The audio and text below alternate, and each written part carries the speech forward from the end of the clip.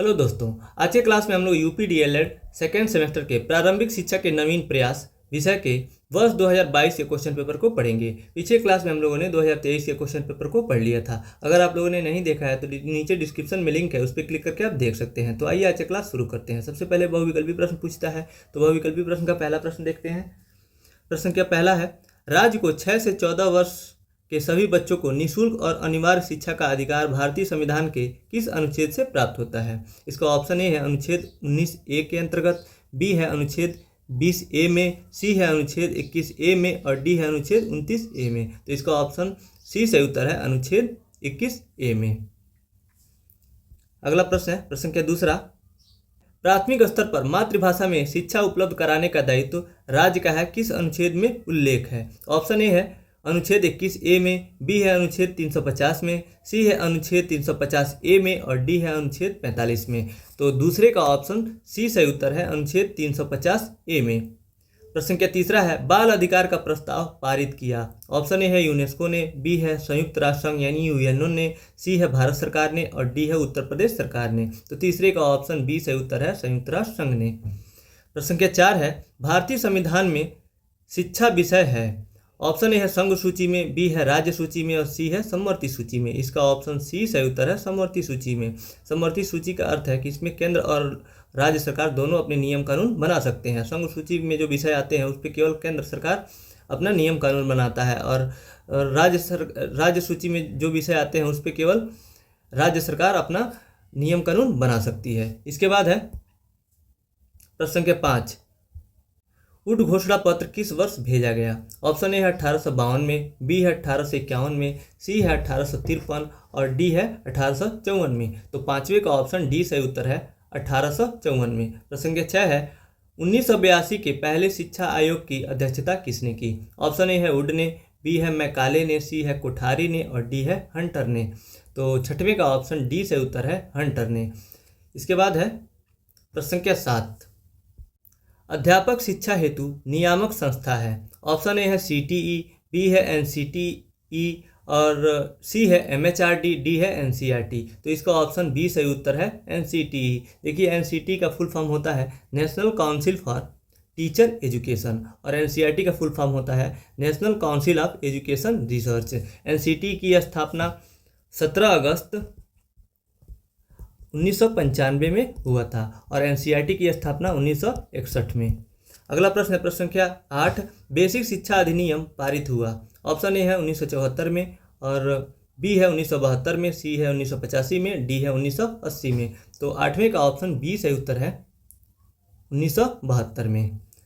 अगला प्रश्न है, प्रश्न संख्या 9, किस योजना का शुभारंभ 15 अगस्त 1995 से किया गया? इसका ऑप्शन ए है सर्व शिक्षा अभियान, बी है पोषाहार वितरण योजना, सी है साक्षरता राष्ट्रीय साक्षरता मिशन और डी है DPEP। तो इसका ऑप्शन बी सही उत्तर है पोषाहार वितरण योजना। पोषाहार वितरण योजना का शुरुआत 15 अगस्त 1995 में हुआ था। इसका ऑप्शन ए है सर्व शिक्षा अभियान। सर्व शिक्षा अभियान की शुरुआत 2001 से 2002 के बीच में हुआ था और राष्ट्रीय साक्षरता मिशन की शुरुआत 1988 में हुई थी और DPEP की शुरुआत 1990 के दशक में हुआ था। अगला प्रश्न है, प्रश्न संख्या 10, मध्याह्न भोजन योजना का उद्देश्य है? ऑप्शन ए है बच्चों के नामांकन में वृद्धि करना, बी है बच्चों को विद्यालय में पूरे समय तक रोके रखना, सी है स्कूल आने के लिए प्रेरित करना और डी है उपयुक्त सभी। तो इसका ऑप्शन डी सही उत्तर है उपयुक्त सभी। अगला प्रश्न है, प्रश्न संख्या 11, सभी को शिक्षा उपलब्ध कराने से संबंधित है? ऑप्शन ए है ऑपरेशन ब्लैक बोर्ड, बी है नवोदय विद्यालय, सी है जिला शिक्षा एवं प्रशिक्षण संस्थान यानी डायट, ये डायट का ही फुल फॉर्म है और डी है उपयुक्त सभी। तो इसका ऑप्शन डी सही उत्तर है उपयुक्त सभी। प्रश्न संख्या 12 है, कस्तूरबा गांधी विद्यालय योजना का क्षेत्र है? ऑप्शन ए है शहर, बी है नगरीय, सी है ग्रामीण और डी है मेट्रो। तो इसका ऑप्शन सी सही उत्तर है ग्रामीण। ग्रामीण क्षेत्रों में कस्तूरबा गांधी विद्यालय की स्थापना की गई है और ये 6 से 8 यानी उच्च प्राथमिक स्तर बालिकाओं के लिए इसकी शुरुआत की गई थी। इसके बाद है अगला प्रश्न, प्रश्न संख्या 13, BEP क्या है? इसका फुल फॉर्म बताना है। देखिए नीचे ऑप्शन में दिया हुआ है। ऑप्शन ए है बेसिक शिक्षा परियोजना, बी है जिला प्राथमिक शिक्षा कार्यक्रम, सी है विद्यालय शिक्षा की तैयारी कार्यक्रम, डी है इनमें से कोई नहीं। इसका ऑप्शन ए सही उत्तर है, बेसिक शिक्षा परियोजना। प्रश्न संख्या 14 है शिमला शिक्षा सम्मेलन 1901 का आयोजन किया गया। ऑप्शन ए है लॉर्ड ऑकलैंड द्वारा, बी है लॉर्ड रिपन द्वारा, सी है लॉर्ड कर्जन द्वारा और डी है लॉर्ड विलियम बेंटिक द्वारा। तो 14वें का ऑप्शन सी सही उत्तर है, लॉर्ड कर्जन द्वारा। इसके बाद है प्रश्न संख्या 15। भारत में आधुनिक शिक्षा का जन्मदाता किसे माना जाता है। ऑप्शन ए है चार्ल्स ग्रांट को, बी है क्लाइव को, सी है बेंट को, बेंट नहीं है बेंटिक है, बेंटिक को, सी है कार्नवालिस को। इसका सही उत्तर ऑप्शन ए है, चार्ल्स ग्रांट को। इसके बाद है अति लघुत्तरी प्रश्न। अति लघुत्तरी प्रश्न 16 से 30 तक पूछे जाते हैं, जो कि एक एक नंबर के पूछे जाते हैं, जिसका आंसर 30 या उससे ज़्यादा के शब्दों में देना रहता है, 30 शब्दों में देना रहता है। तो इसका पहला प्रश्न है अति लघुत्तरी का, बाल अधिकार कब और किसने निर्धारित किया है। इसका उत्तर है संयुक्त राष्ट्र प्रोटोकॉल पर हस्ताक्षर के बाद 2005 में संसद में बाल अधिकार संरक्षण आयोग बिल पेश किया गया, जो 2006 में पारित होकर कानून बन गया। यानी पारित हुआ संसद में 2006 में और संसद में पेश हुआ, बिल पेश हुआ 2005 में और जो पारित हुआ 2006 में। आप ये दोनों लिख देंगे। इसके बाद है प्रश्न संख्या 17, ऊड घोषणा पत्र के 2 गुण बताएं। उत्तर हो जाएगा इसका, ऊड घोषणा पत्र के गुण इस प्रकार हैं। पहला है घोषणा पत्र ने भारतीय शिक्षा के उद्देश्यों को सुनिश्चित करके उसकी दिशा निर्धारित की। और दूसरा है इसमें ईस्ट इंडिया कंपनी को जन शिक्षा प्रसार हेतु जवाबदेही ठहरा दिया। और तीसरा है घोषणा पत्र में शिक्षा के सभी व्यापक आयामों का सुव्यवस्थित स्वरूप प्रकट होकर सामने आया। प्रश्न संख्या 18 है कोठारी आयोग की नियुक्ति के 2 प्रमुख उद्देश्य बताएं। उत्तर हो जाएगा इसका, कोठारी आयोग के नियुक्ति के 2 प्रमुख उद्देश्य निम्नलिखित हैं। पहला है तत्कालीन भारतीय शिक्षा प्रणाली का अध्ययन कर उसके प्रति व्याप्त असंतोष के कारणों का पता लगाकर उसमें सुधार के लिए सुझाव देना। दूसरा हो जाएगा शिक्षा के राष्ट्रीय स्वरूप व शिक्षा के समस्त स्तरों के संबंध में सिद्धांत व नीतियां बनाना। इसके बाद अगला प्रश्न संख्या 19, यशपाल समिति के कुल कितने खंड हैं। तो उत्तर लिखेंगे इसका, यशपाल समिति के कुल 8 खंड हैं। प्रश्न संख्या 20 है पोषाहार वितरण योजना के 2 प्रमुख उद्देश्य लिखें। उत्तर पोषाहार वितरण योजना के 2 उद्देश्य, पहला हो जाएगा बच्चों में जाति और समुदाय के भेदभाव को दूर करके सही सामाजिक व्यवहार को बढ़ावा देना। जब बच्चे एक साथ खाएंगे तो उनमें जातिगत भेदभाव खत्म होगा। दूसरा है शिक्षा में सबको समान अवसरों की उपलब्धता करवाना। ये 2 उद्देश्य हो जाएंगे। इसके अलावा आप लिख सकते हैं कि जो बच्चे बीच में लंच जब होता है प्राथमिक विद्यालयों में तो बच्चे घर चले जाते हैं खाने के लिए, फिर वापस नहीं आते हैं, तो उसको भी बढ़ावा देने के लिए और नामांकन में वृद्धि के लिए सभी पोषाहार वितरण के उद्देश्य हो जाएंगे। अगला प्रश्न है प्रश्न संख्या 21, सर्व शिक्षा अभियान की 2 विशेषताएं बताएं। उत्तर सर्व शिक्षा अभियान की 2 विशेषताएं, पहला है बच्चों को बुनियादी शिक्षा प्रदान करके सामाजिक न्याय सुनिश्चित करना। दूसरा बुनियादी शिक्षा प्राप्त करने के लिए वातावरण को अनुकूल और सुलभ बनाना। इसके बाद है प्रश्न संख्या 22, हंटर ने मुस्लिम शिक्षा के लिए क्या सुझाव दिए। इसका उत्तर लिखेंगे, हंटर ने मुस्लिम शिक्षा के लिए निम्न सुझाव दिए। पहला, धार्मिक शिक्षा को प्रोत्साहन न दिया जाए, बालिकाओं के लिए सरल पाठ्यक्रम और निःशुल्क शिक्षा की व्यवस्था हो। और दूसरा सुझाव है अनुदान सहायता छात्र शिक्षक की संख्या व आवश्यकता के अनुपात में दिया जाए। और तीसरा है देशी शिक्षा के पाठ्यक्रम में परिवर्तन न करके पूर्ववत चलने दिया जाए। पूर्ववत मतलब पहले जैसे चल रहा हो वैसे ही चलने दिया जाए। अगला प्रश्न है प्रश्न संख्या 23, डीपीईपी परियोजना के 2 कार्य लिखें। उत्तर लिखेंगे डीपीईपी परियोजना के कार्य। डीपीईपी का फुल फॉर्म होता है district primary education program. D से डिस्ट्रिक्ट, पी से प्राइमरी, ई से एजुकेशन, पी से प्रोग्राम। इसका पहला कार्य है इस कार्य के अंतर्गत औपचारिक प्राथमिक विद्यालयों या वैकल्पिक तरीकों के माध्यम से प्राथमिक शिक्षा को सभी के लिए सुलभ बनाना। और दूसरा है प्राथमिक शिक्षा का विस्तार करना और विद्यालय में बच्चों के ठहराव से है। अगला प्रश्न है प्रश्न संख्या 24, भारत में ईस्ट इंडिया कंपनी का प्रवेश कब हुआ था। उत्तर भारत में ईस्ट इंडिया कंपनी का प्रवेश 1608 में हुआ था।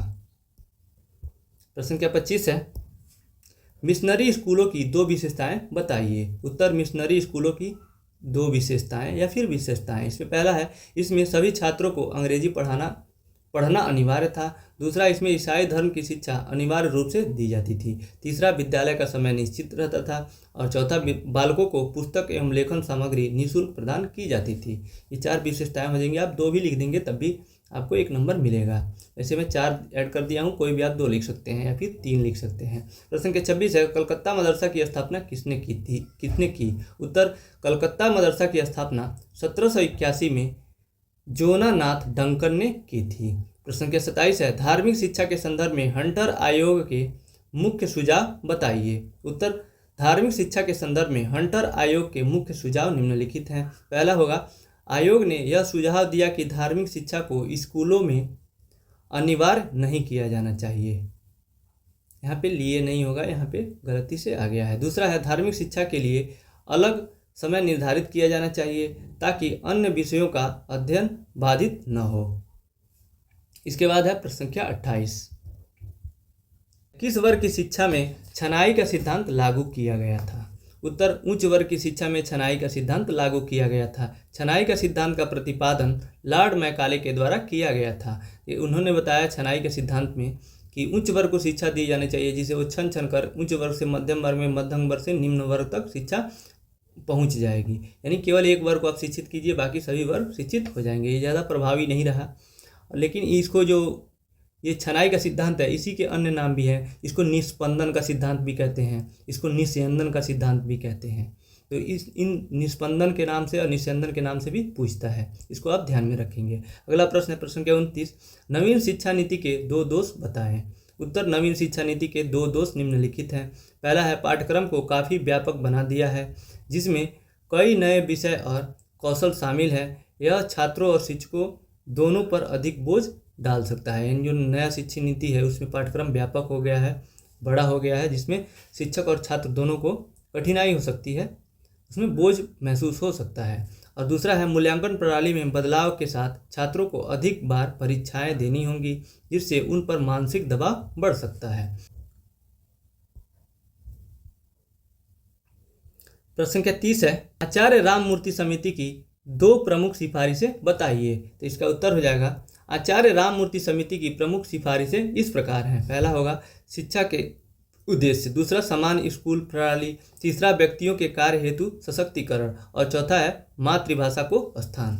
इसके बाद है लघु उत्तरी प्रश्न। लघु उत्तरी प्रश्न 2-2 नंबर के होते हैं, जिसका आंसर 50 शब्दों में देना रहता है और 31 से लेकर 40 तक लघु उत्तरी प्रश्न पूछे जाते हैं। तो लघु उत्तरी प्रश्न का पहला प्रश्न है, सन 1813 एवं 1833 के आज्ञापत्र क्या है? तो इसका उत्तर लिखेंगे, पहले हेडिंग लिखेंगे 1813 का आज्ञापत्र। इसमें पहला पॉइंट है, धार्मिक प्रचार की अनुमति। इस आज्ञापत्र के माध्यम से ब्रिटिश सरकार ने ईस्ट इंडिया कंपनी को भारत में ईसाई धर्म का प्रचार करने की अनुमति दे दी। दूसरा है शिक्षा पर खर्च। कंपनी को भारत में शिक्षा पर 1 लाख रुपए प्रति वर्ष खर्च करने का आदेश दिया गया। और अगला है प्राच्यवाद और पाश्चात्यवाद का विवाद। इस आज्ञापत्र के बाद भारत में शिक्षा के क्षेत्र में प्राच्यवाद और पाश्चात्यवाद के बीच एक लंबा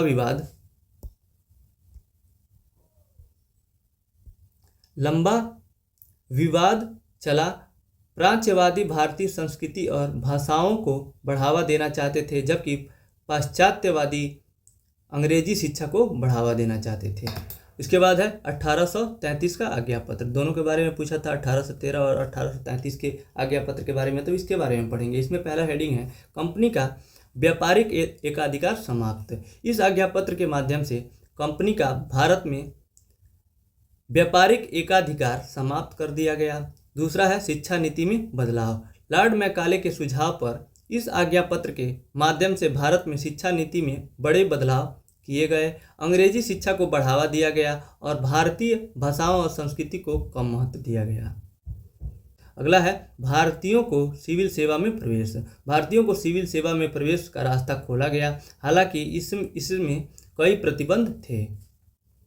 इसके बाद है अगला प्रश्न, प्रश्न संख्या 32, यशपाल समिति के सुझाव एवं रिपोर्ट का सारांश लिखिए। इसका उत्तर हो जाएगा यशपाल समिति के सुझाव एवं रिपोर्ट। इसमें पहला पॉइंट है, समिति द्वारा मानव संसाधन विकास मंत्रालय यानी MHRD ministry of human resource development को सौंपी गई अंतिम रिपोर्ट में यह सिफारिश की गई थी कि डीम्ड विश्वविद्यालय शिक्षा के उद्देश्य के लिए GRE जैसी परीक्षा विकसित करने की जरूरत है। दूसरा है, रिपोर्ट में यह भी कहा गया है कि विश्वविद्यालय शिक्षा के उद्देश्य के लिए GRE जैसी परीक्षा विकसित करने की जरूरत है। और इसमें तीसरा पॉइंट है,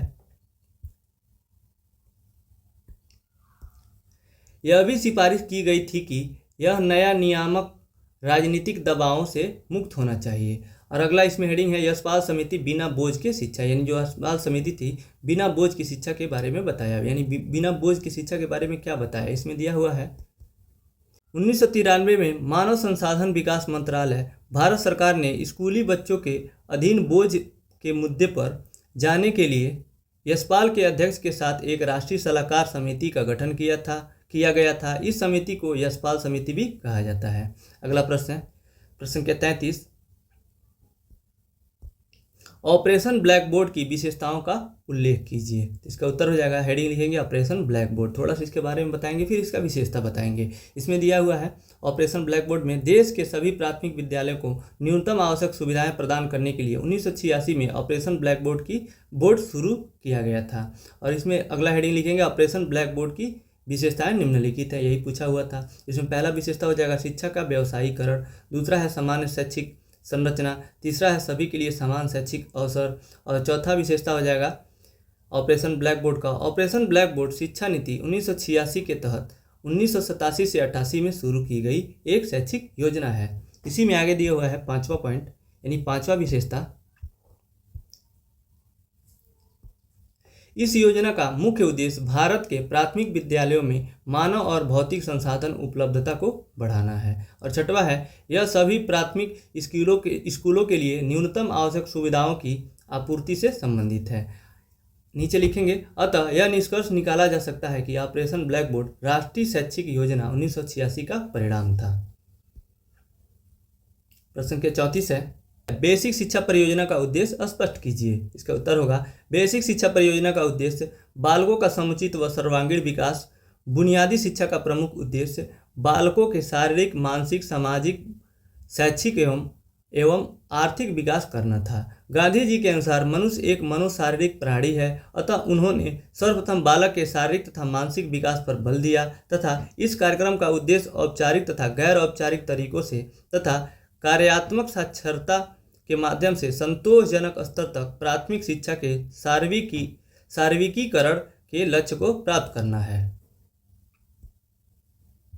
प्रश्न के 35 है, इसके बाद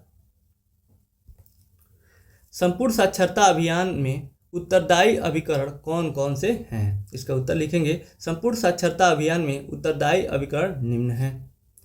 पहला है नीति और नियोजन, दूसरा विकासात्मक एवं संवर्धनात्मक कार्यकलाप, और तीसरा है शैक्षिक एजेंसी एवं अन्य गैर सरकारी संगठनों को सहायकता सहित प्रचारणात्मक कार्य, चौथा है प्रौद्योगिकी प्रदर्शन, पांचवा है नेतृत्व प्रशिक्षण, छठवां है मीडिया और सामग्री सहित संसाधन विकास, और सातवां है अनुसंधान एवं विकास, और आठवां है निगरानी एवं मूल्यांकन आदि। इसके बाद है प्रश्न क्या 36। प्रश्न क्या इसमें है, कर्जन की शिक्षा नीति का मूल्यांकन संक्षेप में कीजिए। इसका उत्तर होगा, लॉर्ड कर्जन की शिक्षा नीति का विश्लेषण एवं व्याख्या। लॉर्ड कर्जन की भारतीय शिक्षा के लिए जो मुख्य देन है वह इस प्रकार से लागू किया गया है। इसमें लिखेंगे, लॉर्ड कर्जन ने कृषि के क्षेत्र में भी काफ़ी सुधार किए और उन्होंने कृषि महाविद्यालयों एवं नैतिक शिक्षा के विवाद को भी हल किया। लॉर्ड कर्जन उच्च कोटि के विद्वान कुशल प्रशासक थे। शिक्षा के क्षेत्र में सुधार हेतु उन्होंने शिमला में एक शिक्षा सम्मेलन का आयोजन किया। यह सम्मेलन आगे दिया हुआ है, इसमें यह सम्मेलन 15 दिन तक चला और इसकी अध्यक्षता स्वयं लॉर्ड कर्जन ने की। इससे यह स्पष्ट होता है कि लॉर्ड कर्जन भारतीय शिक्षा में सुधार के लिए कितने इच्छुक थे। इसके बाद है प्रश्न संख्या 37। राष्ट्रीय बाल श्रम परियोजना कब संचालित हुई? इसके प्रमुख 2 लक्ष्य बताइए। इसका उत्तर लिखेंगे, राष्ट्रीय बाल श्रम परियोजना 1988 में संचालित हुई। भारत सरकार ने भारत के 12 बाल श्रम स्थानिक जिलों में कामकाजी बच्चों के पुनर्वास के लिए राष्ट्रीय बाल श्रम परियोजना की। इसमें हेडिंग लिखेंगे अगला, राष्ट्रीय बाल श्रम परियोजना या योजना के लक्ष्य। इसमें पहला है 14 वर्ष से कम आयु के कामकाजी बच्चों को शिक्षा से जोड़ना। दूसरा, किशोर श्रमिक 18 वर्ष से कम आयु, यहाँ पे 18 वर्ष से यहाँ कम होना चाहिए, कम आयु खतरनाक व्यवसायों में लगे हुए होते हैं, उनको खतरनाक व्यवसायों से छुटकारा दिलवाना।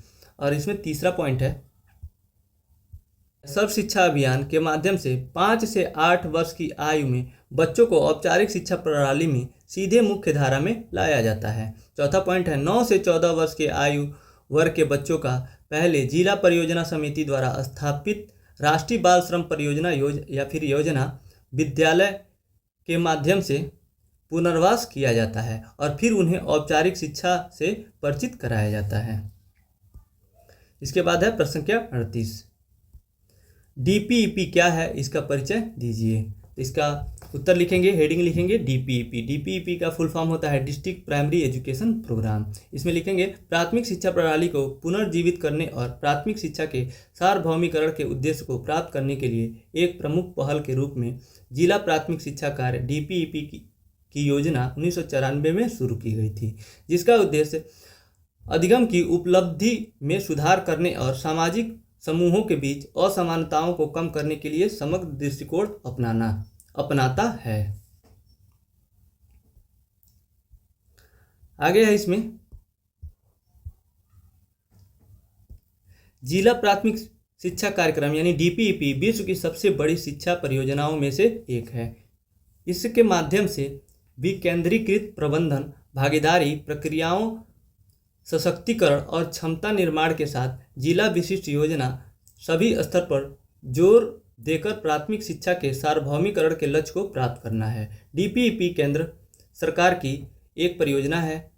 केंद्र में 85% एवं राज्य में केवल 15% व्यय करता है। यानी जो डीपीईपी में जितने खर्च होते हैं, केंद्र सरकार 85% और राज्य सरकार 15% खर्च करता है, जिसे विश्व बैंक की मदद से 5 पिछड़े हुए राज्यों जैसे बिहार, उत्तर प्रदेश, राजस्थान, आंध्र प्रदेश एवं गुजरात में शुरू किया गया। बाद में इसे अन्य राज्यों में विस्तृत किया गया।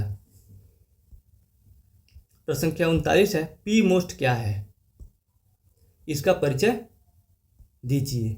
इसका उत्तर लिखेंगे, पी मोस्ट स्कूल शिक्षकों के लिए सेवाकालीन शिक्षा कार्यक्रम है। यह शिक्षा की उभरती चिंताओं के प्रति शिक्षकों को संवेदनशील बनाने के लिए वर्ष 1986 से 90 में राष्ट्रीय शैक्षिक अनुसंधान और प्रशिक्षण परिषद एनसीईआरटी द्वारा शुरू किया गया।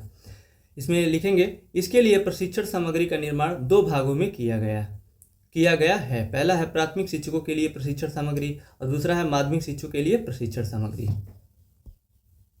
इसमें आगे दिया हुआ है, ऑपरेशन ब्लैक बोर्ड योजनाओं के अंतर्गत विद्यालयों को न्यूनतम शिक्षण सामग्री उपलब्ध करा लेने के उपरांत वर्ष 1990 में विस्तृत अभिविन्यास कार्यक्रम को ऑपरेशन ब्लैक बोर्ड के साथ जोड़ने का निर्णय लिया गया। और आगे हेडिंग लिखेंगे, इसमें पी मोस्ट कार्यक्रम की रूपरेखा निम्न है। पहला है, बाल केंद्रित शिक्षा के आधार पर शैक्षिक गुणवत्ता के प्रोत्साहन पर बल दिया गया। दूसरा है, पी मोस्ट कार्यक्रम के अंतर्गत विद्यालय तथा कक्षाओं को आकर्षक बनाने पर बल दिया गया। यहाँ पे देखिए, जो भी पढ़ रहे हैं इसे स्पष्ट हो जा रहा है कि क्या चीज़ें लिखी हुई हैं। यहाँ पे बहुत ज़्यादा एक्सप्लेन करने की ज़रूरत नहीं है, जहाँ भी ज़रूरत लग रहा है मैं एक्सप्लेन कर देता हूँ। इसके बाद है प्रश्न संख्या 40, जो कि इस प्रश्न पत्र का अंतिम प्रश्न है। एसओपीटी का पूरा नाम लिखिए, इसके 2 मुख्य उद्देश्य बताएं। तो इसका उत्तर लिखेंगे, एसओपीटी का पूरा नाम लिखना था तो इसका फुल फॉर्म होता है special orientation program for primary teacher. तो एसओपीटी कार्यक्रम मानव संसाधन विकास मंत्रालय द्वारा वर्ष 1993 से 94 में अनुस्थापन हेतु चलाई जा रही प्रायोजित योजना थी। इस योजना के अंतर्गत शैक्षणिक संस्थान उपलब्ध कराने के अतिरिक्त इस योजना के क्रियान्वयन, संगठन, प्रबंधन का उत्तरदायित्व सौंपा गया। इसी में आगे लिखा है, एसओपीटी का उद्देश्य निम्न है। इसमें पहला उद्देश्य है एनसीईआरटी के सन 1991 की राष्ट्रीय रिपोर्ट में चर्चित न्यूनतम अधिगम स्तर की दक्षताओं पर बल देना है।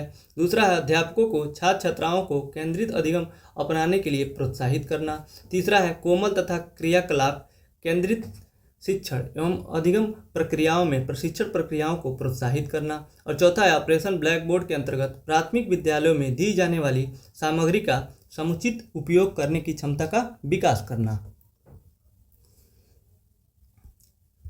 तो इसी के साथ आज का क्लास यहीं समाप्त होता है। इसके अलावा डिस्क्रिप्शन बॉक्स में सेकेंड सेमेस्टर के सभी विषय के प्रीवियस ईयर 2023 से 2016 तक के प्लेलिस्ट का लिंक दिया हुआ है, उस पर क्लिक करके आप प्रीवियस ईयर देख सकते हैं। इस वीडियो को देखने के लिए आपका बहुत बहुत धन्यवाद दोस्तों।